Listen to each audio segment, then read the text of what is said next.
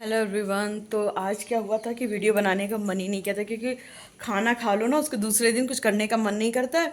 और कल रात में मेरे सर में इतना ज़्यादा दर्द हो रहा था, फिर मेरे हस्बैंड ने सर में तेल लगाया, चम्पी किया, दवाई दिया, दवाई भी फ़ायदा नहीं कर रही थी।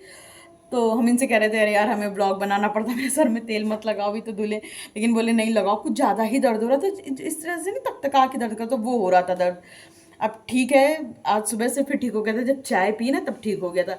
लेकिन आज मेरे ना यहाँ पे दर्द हो रहा है, इस उंगली से लेके ये पूरी नस में, क्यों हो रहा पता नहीं।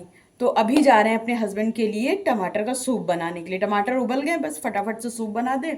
और केले का एक बंच गिर गया था ना, तो इसको मंदिर पे दे देंगे। हस्बैंड शाम की पूजा करने के लिए नहाने धोने गए, तब तक हम टमाटर को पीस लेंगे इसमें डाल के। ये मेरा जो बड़ा हैंडी सा मिक्सर है, इसमें ये पीस लेंगे और इसमें डाल लेंगे थोड़ी सी काली मिर्च। काली मिर्च डालना भूल गए थे, और तलने के टाइम वैसे नमक डाल देते, आज वो भी डालना भूल गए थे, क्योंकि आज थोड़ा सा ना दिमाग। हाँ हाँ, बहुत थोड़ी सी डालेंगे। जीरा ज़्यादा डालेंगे, जीरा ऊपर से डालेंगे। जीरा और तेज पत्ता पड़ेगा, काली मिर्च और अदरक दोनों चीज़ें कम पड़ेंगी। हाँ, वो थोड़ी सी गर्म होती है ना। आजकल गर्मियों का मौसम चल रहा है, तो पेट में कुछ ना कुछ गड़बड़ी बनी रहती है। सौंफ ना हमारे पेट के लिए बहुत अच्छी होती है, तो हमने कहा कि चलो सौंफ भी पानी में उबाल के तब सूप में डाल दे, तो ये थोड़ा सा अच्छा रहेगा। और बस इसी स्टेज पे हस्बैंड ने बोला चलो पहले बाहर चलते हैं, सूप बाद में पियेंगे आके। तो उसको इसी तरह से ढक के और रख के चले गए थे। और झोले में ले लिए थे केले, जो कि मंदिर पे देना है, और जो पैकेट था उसमें ले लिए थे शनिदेव को जलाने के लिए दीपक। तो जो केले नहीं बंच रखा था, तो वो तो मंदिर पे दे देंगे, और वहीं पे शनिदेव जी का दीपक भी जला देंगे। पहुंच गए थे मंदिर, तो सबसे पहले अंदर जाते ही जो झोला है उसको रखे, और फिर जाते हैं। जैसे मंदिर का जो परिसर है वो काफ़ी बड़ा है, तो वहाँ पे थोड़ा सा बाहर जाते हैं, देखते हैं, सुनते हैं, और उसके बाद इत्मीनान से पूजा करेंगे। तो हस्बैंड तो चले गए थे जल चढ़ाने के लिए, और हम अपना मंदिर परिसर में थोड़ा सा इधर उधर घूमते फिरते रहे।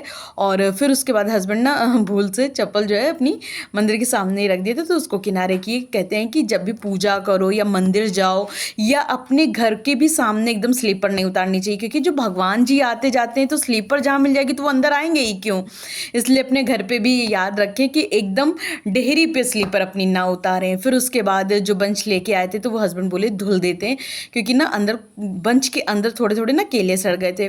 और इधर जो गार्ड भैया हैं वो भी अपना घूमते टहलते रहते पूरे कैंपस में, क्योंकि थोड़ा सा जानवरों का भी डर रहता, और थोड़ा सा तो निगरानी रखनी पड़ती है कैंपस के ऊपर, तो इसलिए वो अपना वो पूरा कैंपस में घूमते टहलते रहते हैं। और इधर हम शिव जी को जल चढ़ाए, और इन्होंने ना हनुमान जी को केले अर्पित कर दिए थे। फिर ये यहाँ पे ना शनिदेव जी का मंदिर है और पीपल का वृक्ष है, तो वहीं पे हम लोग दीपक जलाए और परिक्रमा करने लगे थे। हम दोनों ही लोगों ने परिक्रमा करी, और फिर उसके बाद हमने तो ज़्यादा परिक्रमा नहीं सॉरी हमने तो सिर्फ परिक्रमा करी थी। और हस्बैंड जो है शनिदेव जी का पाठ भी यहीं बैठ कर के करेंगे। हालांकि हमें भी मंदिर में बैठ के पाठ करना, जाप करना काफ़ी अच्छा लगता है। यहाँ पे ये काफ़ी अच्छा, ये चबूतरा पहले नहीं था, ये अभी बन गया है।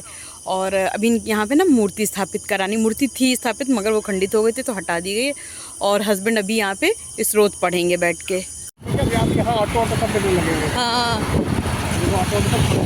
तो यहीं सामने मॉल बन गया, तो वही हस्बैंड बोल रहे थे अब यहाँ पे ऑटो भी मिलने लगा करेंगे।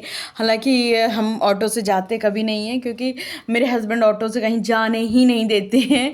तो कभी कभी मेरा दिल करता है ऑटो से जाए, मगर वो जाने ही नहीं देते। तो फिर घर आए, सामान वामान लेके आते, सबसे पहले हैंड वॉश किए, और उसके तुरंत की तुरंत किचन में चले गए इनके लिए सूप तैयार करने। और आज मेरा किचन इतना मैसी हो रहा है कि हमें खुद भी दम घुट रहा है, क्योंकि सामने दही जम रहा था, दही अभी जमा नहीं था, हमने चेक किया तो उसको फिर इसी तरह से ढका रखा रहने दिए।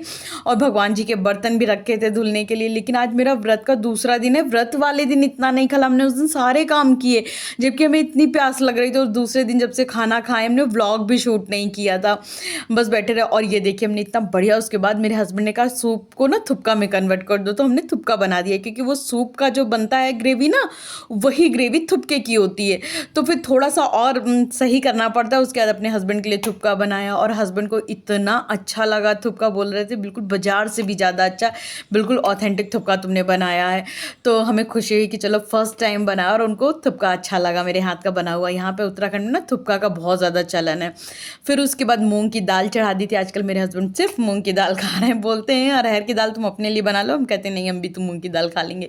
हालांकि हमें मूंग की दाल बिल्कुल पसंद नहीं है। फिर उनको थुपका दिए थे, वो सामने कूलर लगा के अच्छे से छोटे वाले दीवान पे बैठ के सूप पी रहे थे। और इधर आप सोच रहे हैं इडली मेकर यहाँ डाइनिंग टेबल पे क्यों रखा है, क्योंकि जो एक्वागार्ड का जो वेस्ट वाटर होता है ना, उसको हम स्टोर कर लेते हैं, फिर उसके बाद उसको पौधों में डाल देते हैं। जब वो भर जाता है तो उसको हम डाइनिंग टेबल पे ढक के रख देते हैं, और जब टाइम होता है तो वो पौधों में डाल देते। इससे क्या होता है, पानी भी बच जाता है और हमारे पौधों को पानी भी मिल जाता है।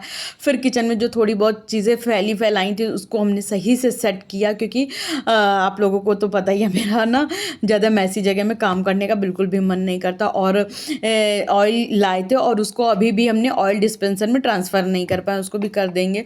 फ़िलहाल हम किचन साफ़ करते हैं। किचन साफ़ करने से पहले हमने सोचा चलो जो सामान सेटल किए, सेटल करने के बाद आटा गूँथ दें, क्योंकि आटा गूँथने के टाइम पे ना बहुत ज़्यादा गंदगी हो जाती है। और जो दही विंडो पे रखा था उसको हमने अब इंडक्शन पे रख दिया था कि दही जम जाएगा, उसके बाद इसको फ्रिज में लगा देंगे, लेकिन उससे पहले जम जाए।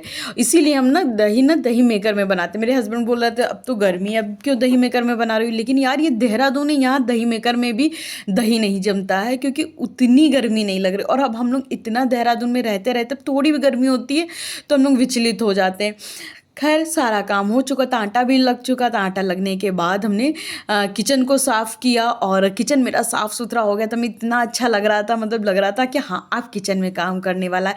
वरना खिड़की पे इतना सारा सामान रखा और चारों तरफ सामान बिखरा रहा था, मेरा तो बड़ा दम घुट रहा था। और पता नहीं कि हम बहुत ज़्यादा गंदे किचन में काम नहीं कर पाते।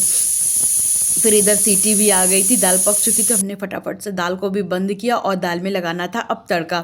और हुआ आज ये कि हम दोनों जैसे मतलब बाज़ार से आए, थोड़ा बहुत खाना बनाया, हस्बैंड बोले कि फिर से बाज़ार चलते हैं। तो हमने कहा कि क्यों, बोले कोल्ड ड्रिंक पीते हैं चल के बाहर। हालांकि मेरे घर में कोल्ड ड्रिंक रखी है, लेकिन बोले नहीं बाहर पियेंगे चल के, क्योंकि हम लोग जो घर पे कोल्ड ड्रिंक लाते हैं ना वो फ्रिज में नहीं लगाते, उसको बाहर ही रहने देते, फ्रिज में लगा देंगे तो पी लेंगे। तो आज हस्बैंड का अचानक से, तो हम वही कह रहे थे आज पीने तो चल रहे हैं, मगर अब नेक्स्ट टाइम से आप कोल्ड ड्रिंक नहीं मांगेंगे, क्योंकि मेरे हस्बैंड को कोल्ड ड्रिंक पीने का शौक है तो हम मना करते हैं।